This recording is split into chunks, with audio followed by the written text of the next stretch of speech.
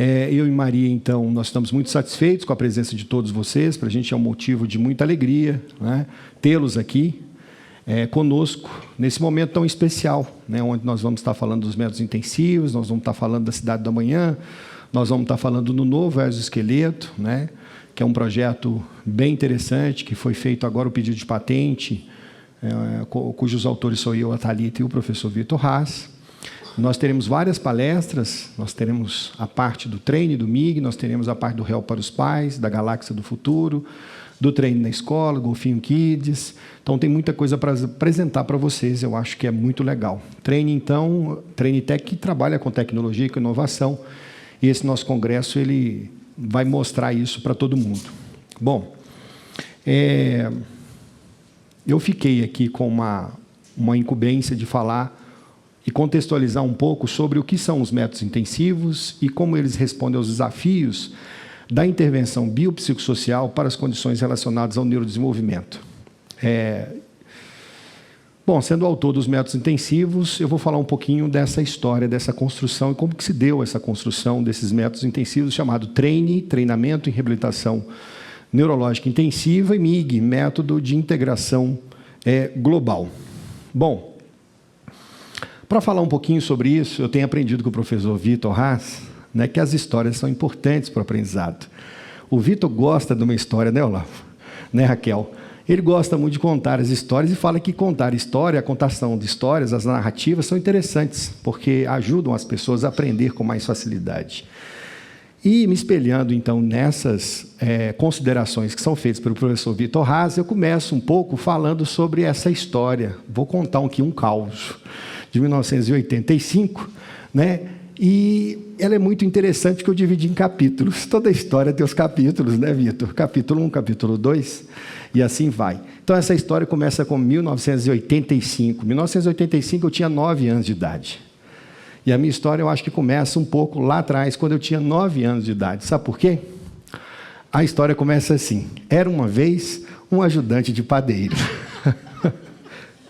Meu pai tinha comprado uma padaria. A padaria de papai, ele tinha uma padaria aqui na frente dessa rua. Meus bisavós são italianos, e quando eles chegaram aqui, naquela situação da Segunda Guerra Mundial, quando eles chegaram aqui, eles compraram esse terreno e o terreno da frente. Meu avô, chamado Pietro Loffi. Então, ele veio de Gênova, na Itália. Então, eles chegaram aqui, abriram uma venda, e depois meu pai começou a mexer com pão e fez uma padaria aqui do lado. A padaria do papai era um sucesso, tinha uma inovação a cada dia, um pão diferente a cada dia. Era legal, e eu participava disso. Só tinha essa padaria, a padaria vendia muitos pães. Engraçado que o papai quis expandir o seu negócio, abriu uma outra padaria com um sócio dele, que é meu tio, Nelton, em Neves, que é 8 quilômetros daqui. E nessa padaria que ele abriu, eu fui encarregado de ser o quê? O ajudante de padeiro. Com 9 anos de idade, eu tinha várias funções dentro da padaria. Puxa vida, aquele tanque gigante, eu tinha que lavar aqueles tachos, acho que quase que eu entrava para dentro do tacho. Mas eu lavava tudo, limpava tudo, cilindro, maceira, tudo era comigo. Interessantíssimo aquilo. Então, era interessante, porque a 9 anos de idade comecei a trabalhar e comecei, então, a minha trajetória. A minha trajetória começa, então, quando eu fui ajudante aqui de padeiro. E era interessante, porque ao ser ajudante de padeiro, e eu sendo uma pessoa que gosto muito de observar também as coisas para aprender, tinha um padeiro lá que sempre contava a historinha dele, de como fazer o pão, né? Poxa, esse pão eu faço assim, assim, eu uso fermento tal, ele tem que ficar tanto tempo para crescer, depois o forno tem que ficar na temperatura tal e tal, e eu ficava acompanhando aquela história dele toda e sempre gravando aquilo que ele fazia. Então, eu me espelhava muito nesse padeiro que chamava Clécio. Clécio era o padeiro da padaria do meu pai, e eu era ajudante do padeiro com 9 anos, quase chegando a 10 anos, eu já era o ajudante de padeiro, sendo promovido já, porque eu já jogava o pão dentro do forno e já conseguia buscar esse pão lá dentro do forno. Então, já tinha várias atribuições. Bom, o interessante dessa situação, é que eu, nessa curiosidade toda, eu quis desenvolver um bolo. Falei, eu vou fazer a minha receita. Vou fazer um bolo, né? Então, de acordo com a orientação que ele me deu, as coisas que eu comecei a aprender, eu vou desenvolver o meu bolo. Gente, o meu bolo ficou feio uma quantidade. além de ficar feio, ele ficou... Nossa, mãe, eu experimentei o bolo, ficou terrível. E eu entregava para as pessoas para comer o bolo. Falei, Renata, esse negócio está ruim, uma quantidade. E eu tinha que ter esse feedback, né? Claro que eu tinha, para saber se o trem estava bom ou não. Mas eu já era assim. Fiz o bolo foi terrível, feio demais da cor daquele bolo. Aquele bolo não servia para o seu propósito, que era, além de dar alegria, uma festa de aniversário, tinha que ter gosto também, né? Então, era uma situação muito interessante lá atrás. E eu, com 9, 10 anos, eu queria fazer a melhor receita. E aí, usando um pouquinho do chat GPT, comecei a avaliar e como preparar uma boa receita, um bom bolo. Primeiro, definição do objetivo que eu quero. Quero fazer um bolo bacana, um bolo para festa de aniversário. E aí eu tenho que ter o objetivo em mente como que eu quero, né? Se é menino, se é menina, e assim vai. Eu tenho que pesquisar quais são os ingredientes. Quais são os ingredientes para eu fazer um bolo bacana? Eu tenho que, de uma certa forma, experimentar cada ingrediente desse, saber se está arrumoso, se está gostoso, se está legal. Eu tenho que fazer um teste, eu tenho que fazer o primeiro bolo, comer primeiro, depois fazer o segundo, começar a colocar para o pessoal comer. Maria, come um pouquinho, Júlia, minha filha, come um pouquinho, e expandir um pouquinho isso. Depois eu preciso aperfeiçoar, corrigir os erros, e depois eu preciso fazer, então, essa receita final até chegar num momento extremamente importante, que seria o quê? Uma produção em série. Então, essa é a minha história desde lá de trás. A minha história era querer fazer um bolo bacana, produzir em série, né, e vender esse bolo aí para tudo que é lugar. Bom, claro que eu queria chegar nesse bolo. Esse bolo é gostoso demais, né? Só de olhar, você dá, nossa senhora, deve ser uma delícia. E é verdade, é da Sodier. O bolo da Sodier é uma delícia. Bom, 16 anos depois, eu formo na Universidade Católica de Petrópolis. Formo na Universidade Católica de Petrópolis. Tem muita gente aqui hoje que veio de Petrópolis. Estou vendo aqui Marquinhos. Tem mais gente aí de Petrópolis, né? Formou lá na UCP, na Universidade Católica de Petrópolis. E o interessante é que, depois de formar, eu abri uma clínica Reabilitar, que é essa clínica que está aqui na frente. Hoje, meu irmão, que é o proprietário dela, que é o Alisson, que é fisioterapeuta. E durante 2001 a 2010, o que eu quis? Eu quis identificar a receita utilizada pelos planos de saúde SUS. Para quê? Para fazer intervenção. Porque a minha pergunta era, será que essa intervenção está boa? Quando a gente pega uma criança com paralisia cerebral, né? Será que uma intervenção de 30 minutos, uma vez por semana, de fisioterapia é interessante para ela? Será que uma intervenção para uma criança com GMFCS 4, 2 vezes por semana, durante 30 minutos, uma sessão de físio, uma sessão de fono por semana, é suficiente para trazer alguma mudança? Comecei a pensar sobre isso. Comecei, então, a tentar entender qual era a receita. Por quê? Porque na clínica aqui eu atendia pacientes do SUS e pacientes de convênio. Então, durante 9 anos, eu atendi aqui muita gente, quase 7.000 pessoas. Dessas, 542 pessoas tinham lesão no sistema nervoso central. AVC, criança com paralisia cerebral, e várias outras situações ligadas à lesão do sistema nervoso central. E tudo que eu conseguia avaliar com relação ao atendimento feito se baseava numa situação: custo. Qual é o custo da sessão? Na minha época, quando eu comecei aqui, a sessão era R$ 2,36. 3 anos depois, era R$ 4,72. Hoje, uma sessão na Unimed está em torno de R$ 30 aqui, nessa região. R$ 30, se você for tirar o imposto, se você for pagar tudo, não sobra nada. Então, toda a questão daquilo que eu tinha percebido e anotado de 2001 até 2010, tentando fazer essa receita, tentando entender o que é o tratamento, qual que é a intervenção oferecida pelo plano de saúde ou pelo SUS, que a gente fazia, que a gente tinha o protocolo, eu queria, de uma certa forma, criar essa receita e ver, poxa, tem coisa que funciona, tem coisa que não funciona, dessa forma funciona, não funciona, mas muita coisa era levada em consideração o quê? O custo. Vale a pena ou não? Vale a pena pagar R$ 2,36 para uma criança melhorar? Essa que era a discussão lá de trás. Vale a pena hoje pagar R$ 30 por uma sessão de fisioterapia para ver a criança melhorar? Então, tudo é custo. E aí, só para falar um pouquinho sobre isso, eu não sei se vocês sabem, o SUS atende 75% da população brasileira. E tem um orçamento do Ministério da Saúde atual de algo em torno de 160 bilhões de reais. Os planos de saúde hoje, que são quase 900 no Brasil, atendem 25% da população, praticamente 50 milhões de brasileiros, e tem um orçamento anual de 235 bilhões de reais. De um lado, o SUS, 75%, um orçamento todo do Ministério da Saúde, 160 bilhões. Do outro lado, um plano de saúde, 25% da população, 50 milhões de habitantes. E tem o quê? De faturamento, 235 bilhões de reais ano. A taxa de sinistralidade de um plano de saúde é algo em torno de 80%. Sabe o que é isso? A conta é simples. Vamos falar de custo? De um lado, o que o plano recebe, do outro lado, o que ele paga. Qual que é a conta final? 80%. Ele tem um lucro de 20%. Sempre é assim para os contratos individuais. Sabe quanto por cento de contrato individual o plano de saúde tem desses quase 50 milhões? 6 milhões, 7 milhões, o resto tudo é plano coletivo.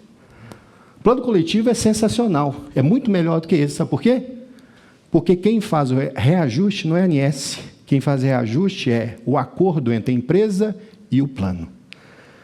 Vocês vão ver que as taxas de reajuste de plano coletivo são gigantes. Gigantes.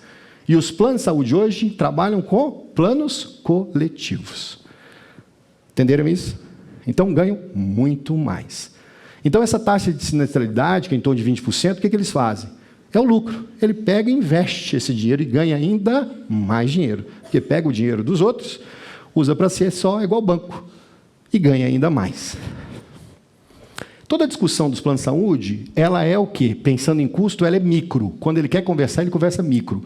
Eu pago 15 mil reais numa sessão de fisioterapia de uma criança com GMFCS 5, gravíssima. Eu pago 15 mil e recebo da família que paga esse plano 400 reais. A discussão dele é sempre no micro. Ele tem que conversar no macro. Ele ganha dinheiro no macro.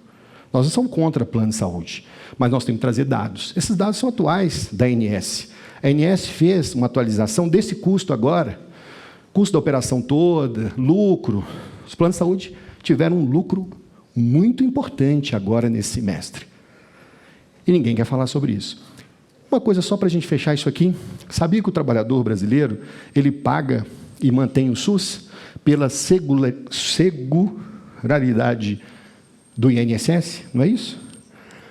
70% do financiamento do SUS vem do trabalhador brasileiro. Só que esse mesmo trabalhador, ele está na empresa e ele é obrigado a o quê? Ter o plano de saúde. Então ele paga para ter o plano de saúde. Só que ele também paga porque ele tem coparticipação. Quando ele usa, ele paga, até para não usar muito. Então o trabalhador brasileiro, às vezes, ele paga 3 vezes. Ele paga porque trabalha, já é descontado na Seguridade Social dele.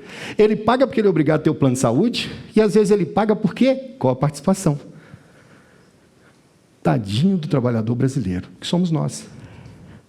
De um lado, nós temos pouquíssimos, pessoas que mandam nesse mercado e que fazem de tudo para a criança que mais precisa não ter acesso à tecnologia de qualidade. É só para falar um pouco, gente, sobre esse grande problema que é o custo.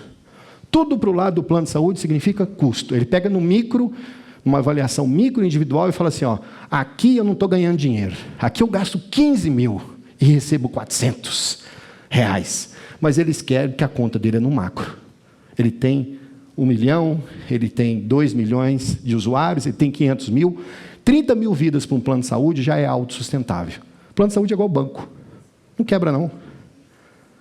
Estão entendendo isso? Então, algumas discussões que a gente tem que trazer agora para esse momento, porque faz parte da minha receita. Essa receita que eu queria ir atrás, todo ano eu fico atualizando ela. E ela leva em consideração isso, essa questão de custo. Bom, e eu avaliei também, nesse período, 542 pessoas com lesão do sistema nervoso central, entre elas crianças. E foi aí que a gente começou, então, a criticar um pouco aquilo que é oferecido pelo SUS e pelos planos de saúde. A gente pode criticar porque eu vivi na pele isso e atendi isso durante essa situação dos planos de saúde e SUS durante praticamente 9 anos. E nessa receita, e muitas das vezes essa receita ela não dá certo, por quê? Porque começa por aí, desuso. Começa com esse primeiro problema, quer dizer, Quando a gente começa a pensar numa criança mais grave, que não é aquilo que os planos querem, eles querem criança mais leve. Criança mais grave, eles não têm solução para a criança, eles não têm nada para a criança. Dentro do modelo biopsicossocial não tem nada. Então, o que acontece? Nessa receita que eu fui fazendo durante esses 9 anos, 10 anos, eu comecei a notar a primeira coisa. Vamos começar a acompanhar esses pacientes do SUS, do plano de saúde, vamos começar a ver como é que eles liberam a sessão, quantas horas, qual que é a intensidade, qual que é o volume. A primeira coisa era desuso. Muitas vezes a criança, com 4, 5 anos, ela teria até oportunidade, mas ela não tem. Sabe por quê? Porque ela não pratica. Porque a melhora é resultado da média da história do padrão de uso. É padrão de uso cognitivo? É padrão de uso motor? É situações de relacionamento, manejo comportamental? Tem que usar para melhorar. Aí eu pergunto, essas crianças mais graves, tem alguma oportunidade para elas quando são submetidas aos tratamentos convencionais dos planos de saúde? Qual é a chance que essa criança tem? Nenhuma. E isso ninguém vai para a televisão falar. Se ninguém fala que as crianças mais graves elas não são assistidas pelos protocolos dos planos de saúde. Ninguém quer falar, fazer uma propaganda bonita lá na televisão para falar isso. Fala-se de um plano A, que é lindo, maravilhoso, mas não fala que eles vendem um negócio para a família acredita naquilo, mas que o que eles têm em troca não é nada. É insuficiente para trazer qualquer melhora. Quem está errado na história, nós ou eles? Quem faz o que precisa fazer ou um plano de saúde que não tem essa linha que a gente hoje tem seguido? Primeiro, desuso era algo extremamente importante, porque quando eu começava a monitorar essas crianças, começava a ver o que elas fazem durante as 24 horas. O plano de saúde faz alguma coisa para treinamento de pais? Faz alguma coisa eficiente para poder ajudar essa criança quando sai do tratamento? Outra coisa, baixo volume de treinamento dentro da clínica. A criança fazia 30 minutos uma vez por semana. Será que isso vai mudar alguma coisa? Se a gente pensar em biomecânica dos tecidos, eu consigo remodelar o sarcômero? Eu consigo realinhar a fibra do tecido conjuntivo? Eu consigo neuroplasticidade? Eu consigo circuitaria, conexão cerebral com isso? Eu consigo pensar na remodelação do osso, osteoclasto e osteoblasto? Não consigo. Eu consigo entrar em zonas de aprendizado motor? Claro que não, hein?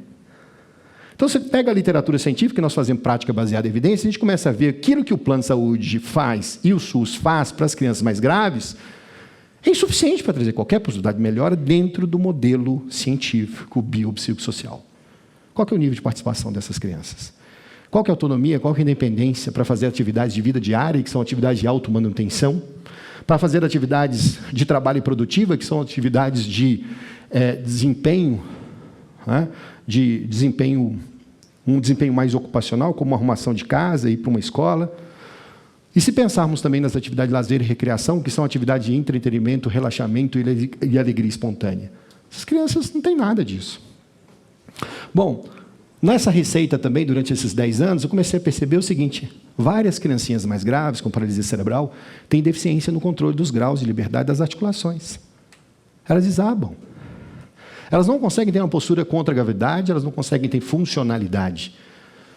Por quê? Porque ela não tem controle. Quem é das antigas, fisioterapeuta das antigas, e profissionais, por exemplo, fono, TO, das antigas, poxa, a gente tinha uma dificuldade para estabilizar a criança incrível. A criança caía, você botava uma mão, você botava um pé, você botava a cabeça, você botava um rolo, você tentava endireitar essa criança para tentar ter alguma funcionalidade, não é verdade? A gente queria ser polvo.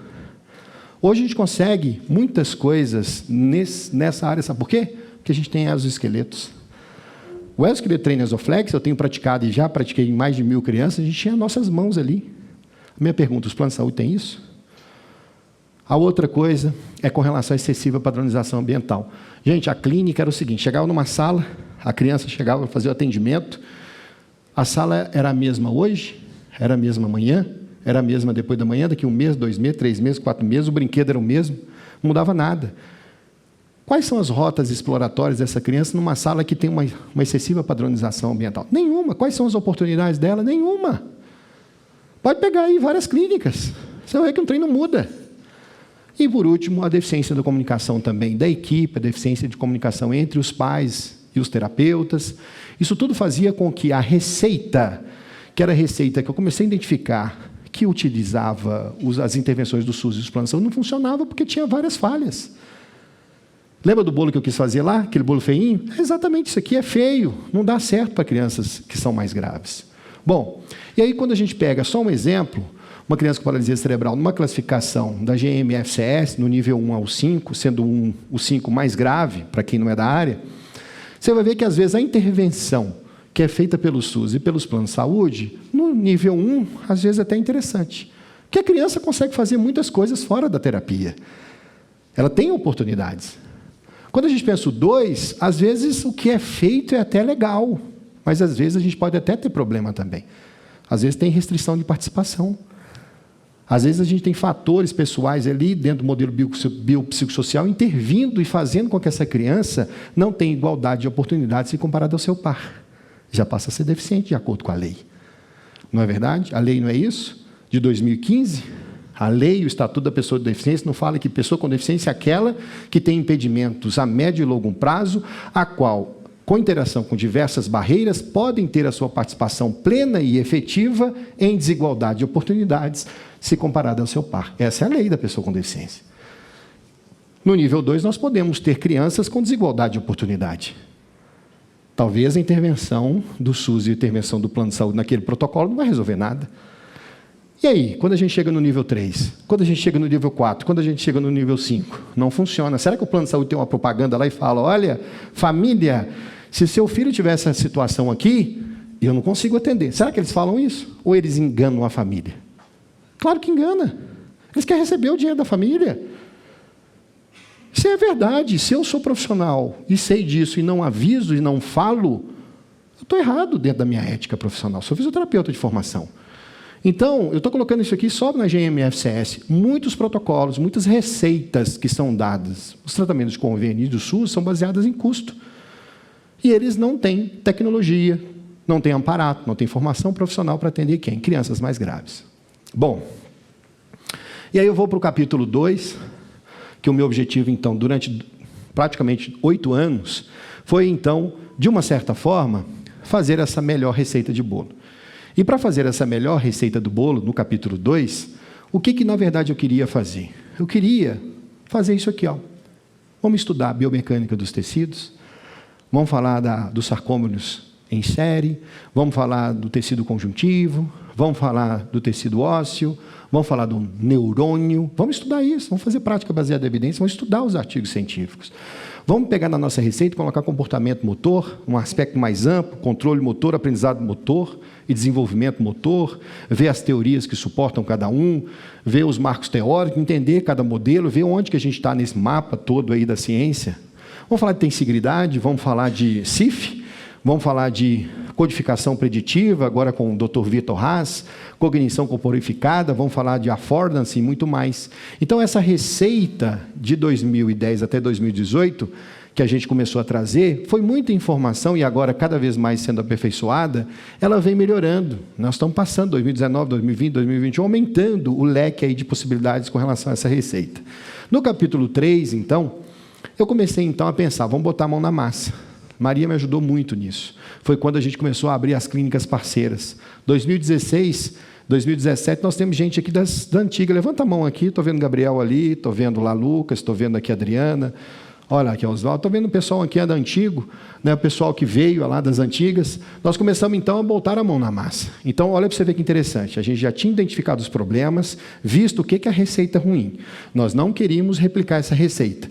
Começamos a ver qual seria a receita ideal, começamos a desenvolver estratégias de ver quais são os procedimentos que são melhores, baseados em ciência, e começamos, então, a criar protocolos para fazer o quê? Para utilizar nas crianças que mais precisam, principalmente nas crianças mais graves. E aí a gente começou a botar a mão na massa. Bom, e aí o que a gente fez? Criamos exoesqueletos, criamos Cidade da Manhã agora, aplicativo, livro, consultoria, pesquisa, fizemos um tanto de coisa, principalmente para as crianças mais graves. Estamos construindo uma grande receita, estamos fazendo vários capítulos de um grande livro. É isso que nós fazemos dentro dos métodos intensivos. Bom, no capítulo 4, eu queria, claro, provar o bolo. Sempre eu quero provar o bolo. Provar o bolo significa fazer os testes com as crianças. O Vitor Haas, agora, com a Thalita, estiveram em Passo Fundo, acompanhando uma criança, e o Vitor vai apresentar o caso dessa criança hoje. Né? Nós tivemos que ir acompanhar, provar se essa receita, que é método Treine-MIG, se ela é eficiente para realmente trazer mudança nas crianças mais graves. Provar significa isso, vamos ver, vamos testar, vamos ver se realmente funciona e passamos a fazer isso. Todo mundo que faz uma receita acaba provando a sua receita. E nós tivemos, claro, que procurar provar isso a cada dia e mostrar que é bom.